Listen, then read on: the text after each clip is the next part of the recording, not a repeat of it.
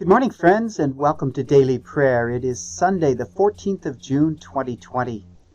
I'm here next to a cupboard that was designed to store paper for communications. It's in the hallway between the offices in our church, and there are several cupboards here with specific uses. There's a hanging closet, there are cupboards that store equipment, and a couple of cupboards that were designed specifically for paper. There was a period of time in the history of the church when paper was the primary method of correspondence and communication within the parish. We had printed bulletins, a printed newsletter. We distributed things by U.S. mail, and papers went out all the time. The church carried a stock of printed letterhead and envelopes and all sorts of other things that were part of its communications tools. But as times have changed, the communications tools have changed as well. And so the top shelf of this cabinet now has been devoted to communications equipment for electronic communications. There is a high-speed internet hub here, which helps our computers talk to each other. There's a firewall, which helps us connect to the internet in a safe and responsible manner. There's a shared hard drive in this space. And there's also the hub for our Wi-Fi system. All throughout our church, there are various Wi-Fi connect points, and they're all seamlessly integrated so that you can walk down the hall and change from one Wi-Fi spot to the other Wi-Fi spot without even knowing it. It all works in a seamless kind of a manner. It's a lot of equipment, and some of it requires specialized skills in order to set it up and run it. It's just another sign of how we live in a world that is constantly changing. The way things used to be have given way to new ways. And the church has had to learn to adapt and to change and to respond to those things.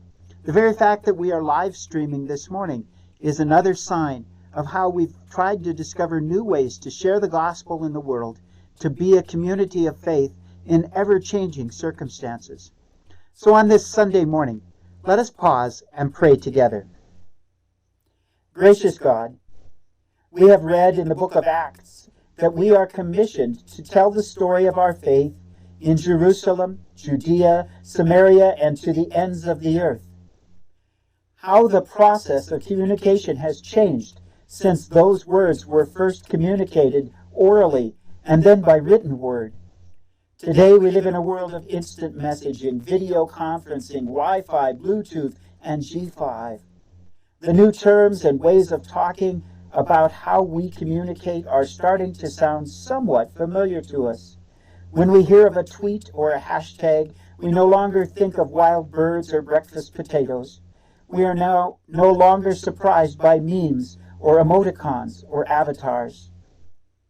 In the midst of this revolution of communications technologies, however, gracious God, we know that there are great truths that are beyond the fads of the day. We still have been called to be witnesses, to look and see and remember and tell the stories of ongoing creation in this world.